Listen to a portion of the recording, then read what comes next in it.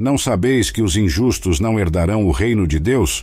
Não vos enganeis, nem impuros, nem idólatras, nem adúlteros, nem efeminados, nem sodomitas, nem ladrões, nem avarentos, nem bêbados, nem maldizentes, nem roubadores herdarão o reino de Deus. 1 Coríntios, capítulo 6, versículos 9 e 10. Hoje, vamos explorar um tema delicado e sério: os pecados sexuais graves segundo a Bíblia. Se você está enfrentando alguma dessas situações, saiba que há esperança e cura em Jesus Cristo. Esses temas são frequentemente discutidos e até normalizados pela sociedade moderna, mas, na visão bíblica, são comportamentos que nos afastam de Deus e de seu plano para nossas vidas. A Bíblia é clara ao falar sobre sexualidade humana.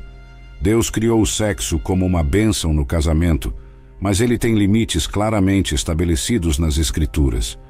Ultrapassar esses limites nos coloca no terreno do pecado sexual, com consequências devastadoras. Pecado número 1: homossexualidade. Como seguidores de Cristo, devemos enfrentar esta questão seriamente. Nossa fé se baseia na verdade da palavra de Deus, que não permite relativizações quando se trata de pecado. Em Levítico 18, versículo 22, encontramos uma declaração explícita contra a prática homossexual no Antigo Testamento. Com homem não te deitarás, como se fosse mulher. Abominação é. Em Levítico 20, versículo 13, a lei é reafirmada. Se um homem se deitar com outro homem como se fosse mulher, ambos cometeram abominação. Certamente serão mortos. O seu sangue será sobre eles. No Novo Testamento, Paulo discute as consequências da idolatria em Romanos 1, versículos 26 a 27, mostrando como ela leva a práticas sexuais contrárias à natureza.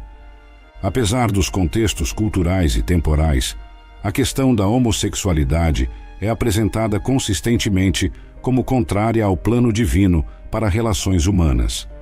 No entanto, a mensagem é de arrependimento e transformação para todos. Em 1 Coríntios 6, versículo 11, Paulo fala sobre redenção para quem se volta para Cristo, independentemente do passado. Como igreja, devemos oferecer amor, orientação e apoio para aqueles que buscam superar seus pecados e viver de acordo com os mandamentos de Deus. Número 2. Sensualidade e exibicionismo. Este tema é frequentemente tratado superficialmente, mas tem profundas implicações espirituais e morais segundo as Escrituras.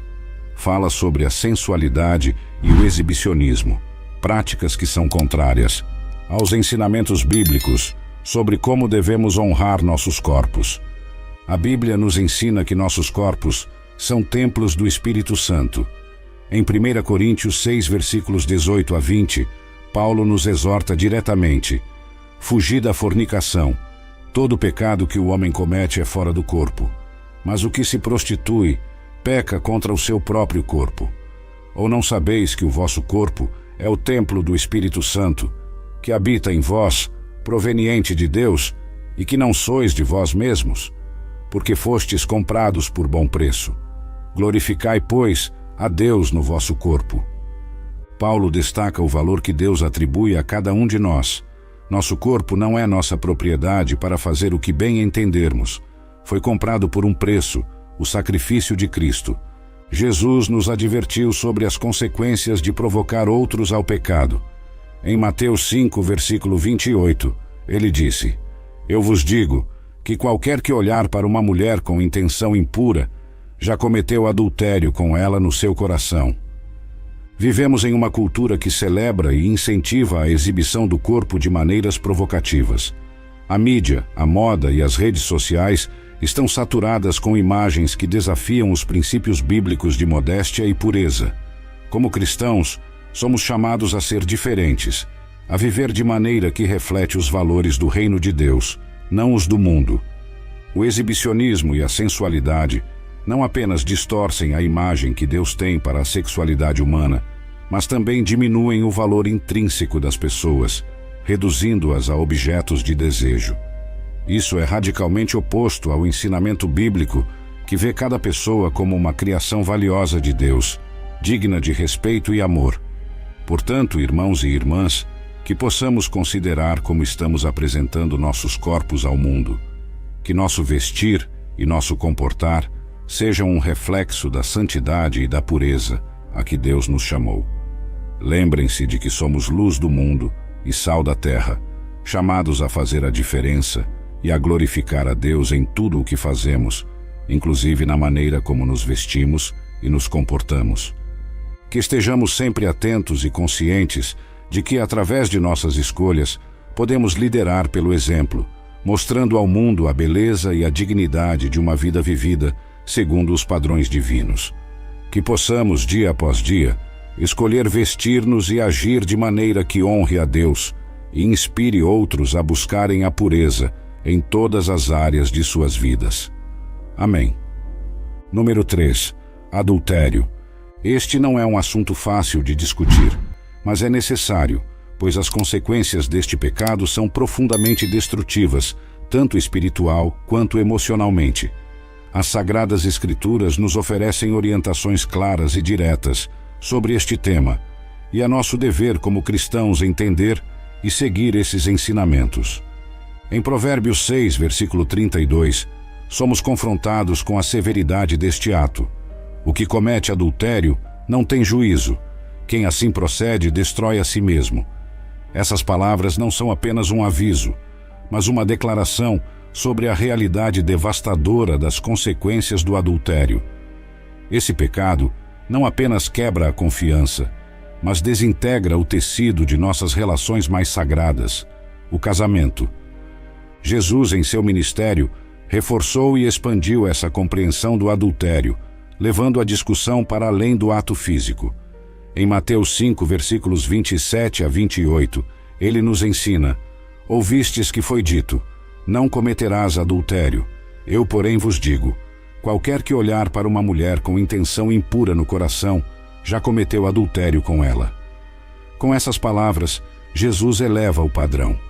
Não se trata apenas de evitar um ato físico de infidelidade, trata-se de cultivar um coração puro e um compromisso inabalável com o cônjuge. Este ensinamento de Jesus nos mostra que o adultério começa muito antes do ato físico. Ele inicia no coração e na mente. Isso nos chama a uma reflexão profunda sobre como estamos nutrindo nossos pensamentos e emoções. Estamos cultivando a fidelidade e o amor em nossos casamentos? Ou estamos permitindo que fantasias e desejos desordenados tomem espaço em nossos corações? O chamado de Cristo é um chamado à integridade e à fidelidade completa, não apenas em nossos atos, mas em nossos pensamentos e intenções mais íntimas. Ele deseja que nossos casamentos sejam reflexos do compromisso e do amor sacrificial que ele tem pela Igreja, conforme descrito em Efésios 5, versículo 25. Maridos, amai vossas esposas, assim como Cristo amou a Igreja e entregou-se por ela. Portanto, irmãos e irmãs, que possamos levar a sério o mandamento contra o adultério, reconhecendo-o não apenas como uma proibição contra uma ação, mas como um convite para cultivar um relacionamento profundo e amoroso com nosso cônjuge. Que nossas famílias sejam lugares de segurança, amor e fidelidade, onde cada membro sinta o reflexo do amor de Cristo. Que Deus nos ajude a sermos fiéis em todas as áreas de nossa vida, protegendo nossos corações e nossos casamentos contra as tentações que possam surgir.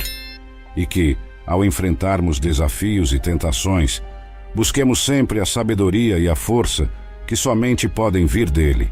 Amém. Número 4. Fornicação.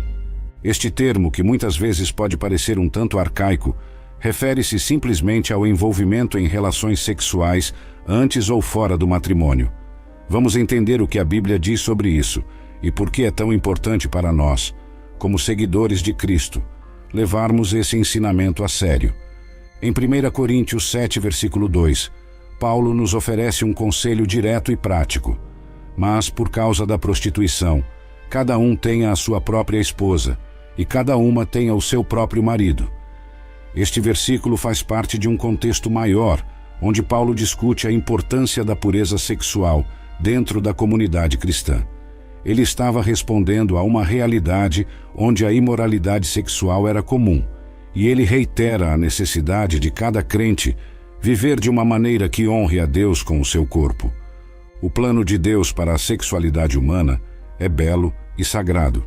Desde o início, em Gênesis, vemos que o sexo foi criado por Deus como uma forma de expressão de amor e união entre um homem e uma mulher dentro do casamento. É um presente dado por Deus para fortalecer o vínculo matrimonial e para a procriação. No entanto, quando o sexo é praticado fora desses limites sagrados, ele deixa de ser uma bênção para se tornar um meio de desonra ao plano divino e ao próprio corpo, que é o templo do Espírito Santo. Em Hebreus 13, versículo 4, somos lembrados de que o leito conjugal deve ser conservado puro, pois Deus julgará os adúlteros e todos os sexualmente imorais.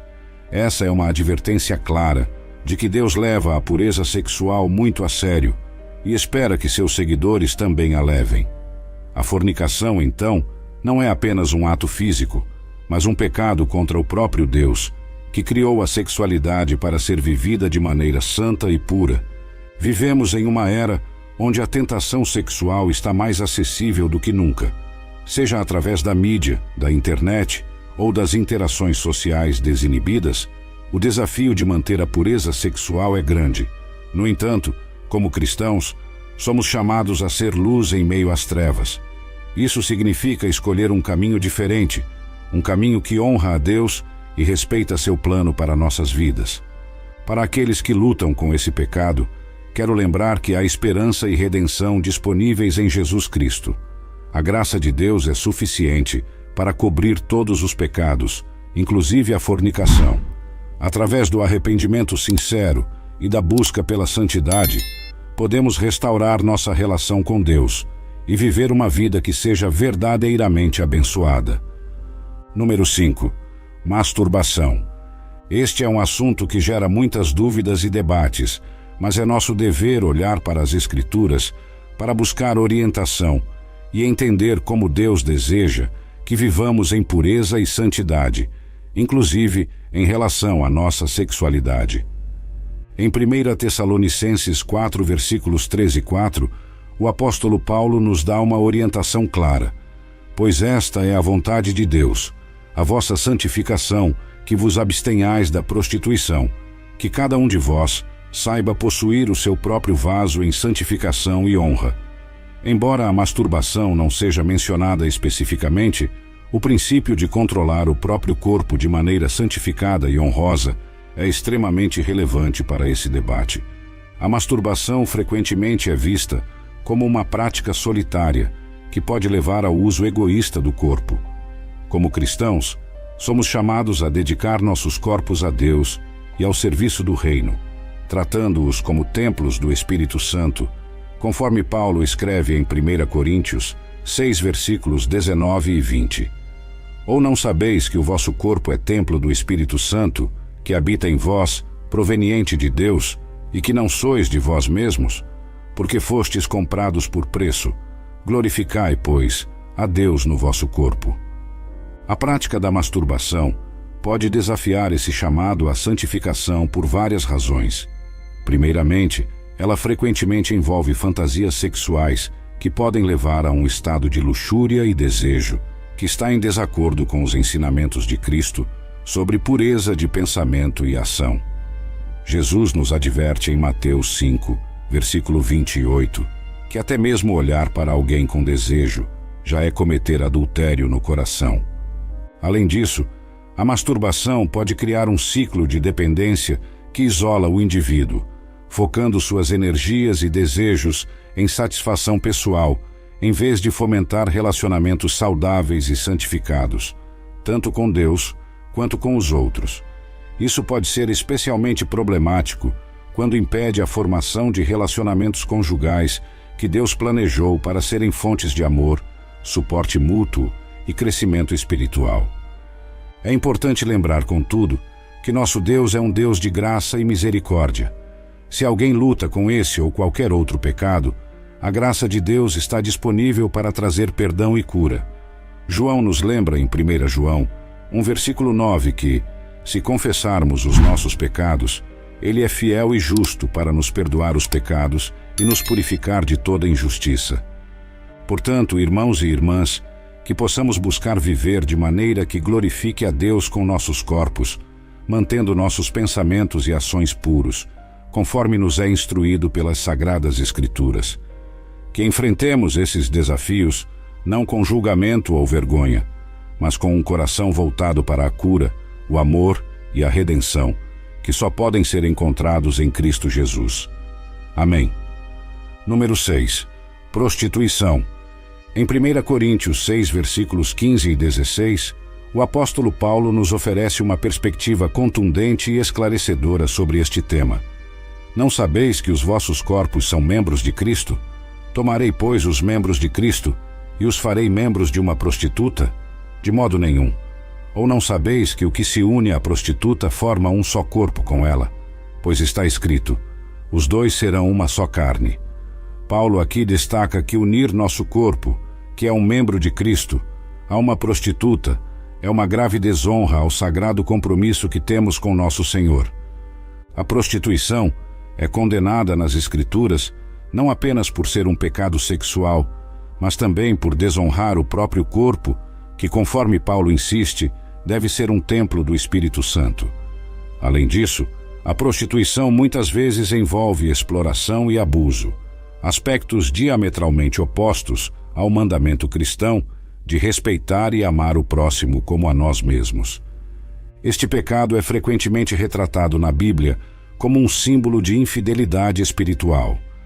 Os profetas do Antigo Testamento, como Oséias e Jeremias, frequentemente usam a imagem da prostituição para descrever o afastamento de Israel de Deus, ilustrando como a infidelidade espiritual e física são vistas aos olhos de Deus. Em Oséias, por exemplo, o próprio profeta é instruído a casar-se com uma prostituta para simbolizar a relação de Deus com Israel, que apesar de infiel, ainda é objeto do amor redentor de Deus. Além da condenação espiritual, a prostituição traz consigo profundas consequências psicológicas e sociais. Ela degrada aqueles envolvidos e perpetua ciclos de abuso e exploração. É essencial que, como igreja, não apenas condenemos este ato, mas também atuemos como agentes de mudança, oferecendo apoio, cuidado e caminhos de recuperação para aqueles envolvidos nessa prática. Como seguidores de Cristo, somos chamados a buscar justiça, amar a misericórdia e caminhar humildemente com nosso Deus. Miqueias 6, versículo 8. Isso significa trabalhar ativamente para erradicar as condições que levam à prostituição, como a pobreza, a falta de educação e a desigualdade, enquanto oferecemos misericórdia e caminhos de restauração àqueles que foram capturados por este ciclo de pecado e sofrimento. Número 7. Incesto.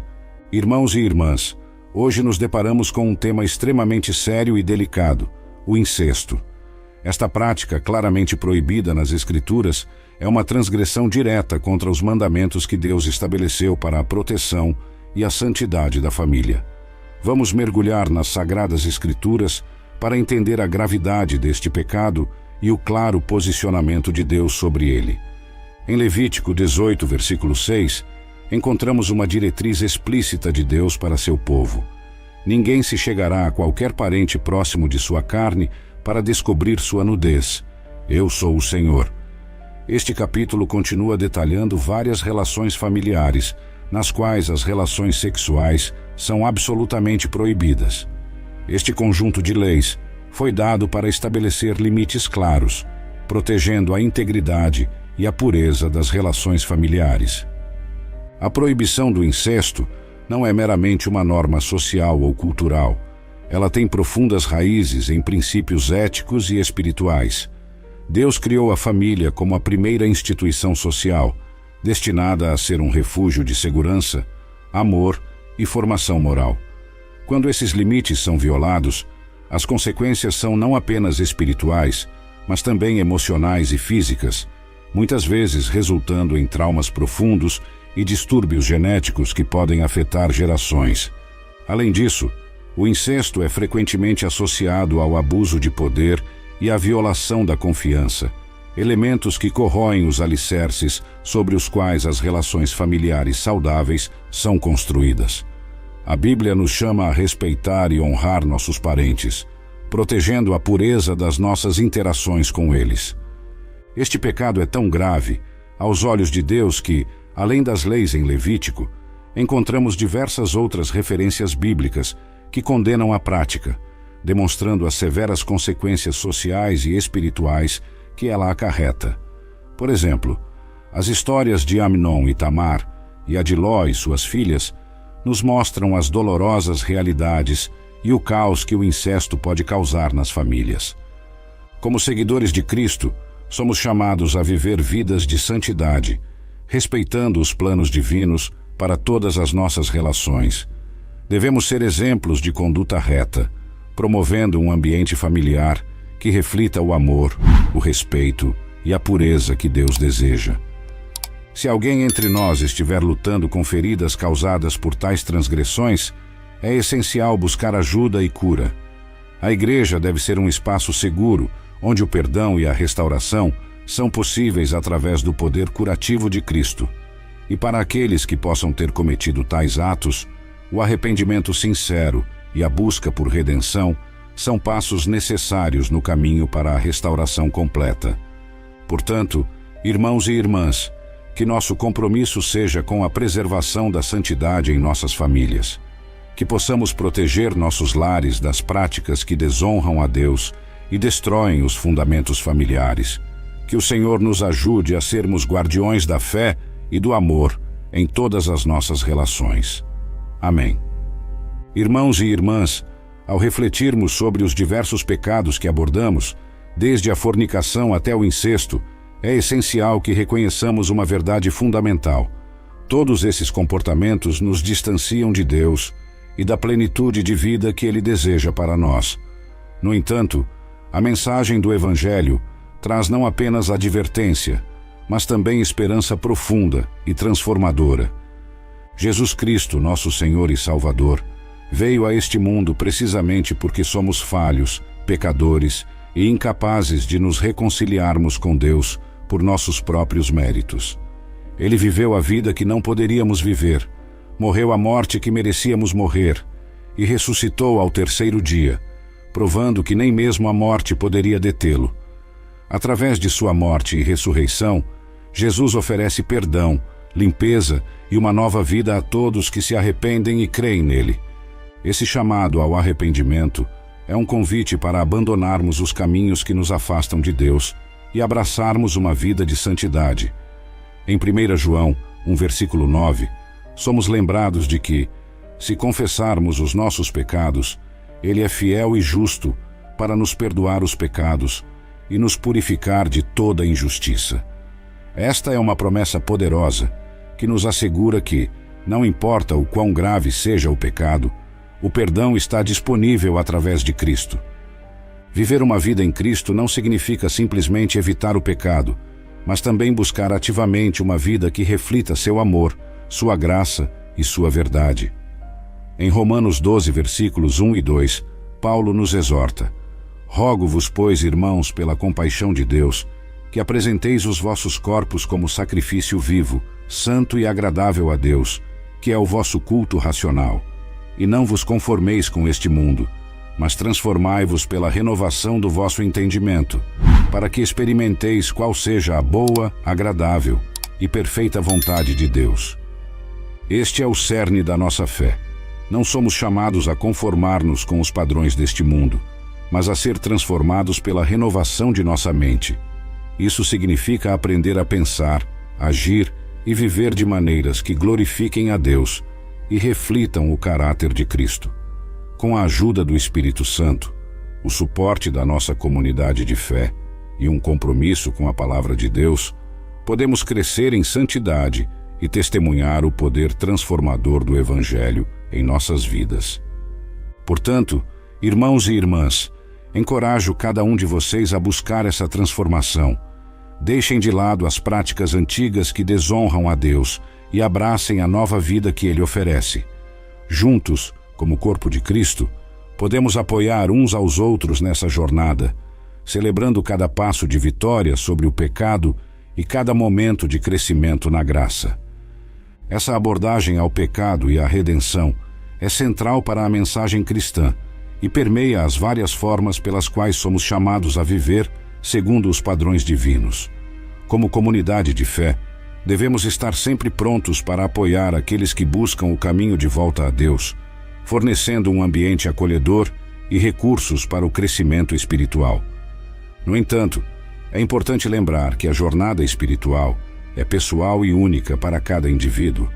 Encorajamos cada pessoa a buscar relacionamentos autênticos com outros crentes, participar de estudos bíblicos e envolver-se em práticas espirituais que fortaleçam sua fé e compreensão das Escrituras. A igreja deve ser um farol de esperança e luz, não apenas em palavras, mas em ação. Devemos ser ativos na nossa comunidade, demonstrando amor e compaixão e estendendo a mão aos necessitados. Nossa fé deve ser visível através de nossos atos de bondade e nosso compromisso com a justiça social. Em Mateus 25, versículos 34 a 40, Jesus nos chama a ver a Ele nos mais vulneráveis entre nós. Então dirá o Rei aos que estiverem à sua direita: Vinde, benditos de meu Pai, possuí por herança o reino que vos está preparado desde a fundação do mundo. Porque tive fome, e destes-me de comer. Tive sede, e destes-me de beber. Era estrangeiro, e hospedastes-me. Nu, e vestistes-me. Enfermo, e visitastes-me. Estava na prisão, e viestes a mim. Então os justos lhe responderão, dizendo: Senhor, quando te vimos com fome, e te demos de comer, ou com sede, e te demos de beber? Quando te vimos estrangeiro, e te hospedamos, ou nu, e te vestimos? Ou quando te vimos enfermo, ou na prisão, e fomos ver-te? E o rei, respondendo, dirá-lhes: Em verdade vos digo que quando o fizestes a um destes meus pequeninos irmãos, a mim o fizestes. Este é um chamado poderoso, para vivermos não só internamente transformados pela fé, mas também para expressarmos essa fé de maneira concreta e tangível no mundo ao nosso redor. A verdadeira fé se manifesta em ações que refletem o amor e a misericórdia de Cristo. Concluímos então, irmãos e irmãs, com um lembrete de que estamos todos em uma jornada contínua de crescimento e descoberta.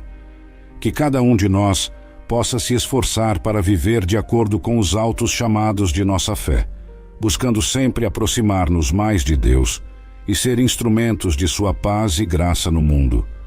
Que a graça e a paz de nosso Senhor Jesus Cristo estejam com todos vocês, enquanto caminhamos juntos nesta jornada de fé, esperança e amor. Amém.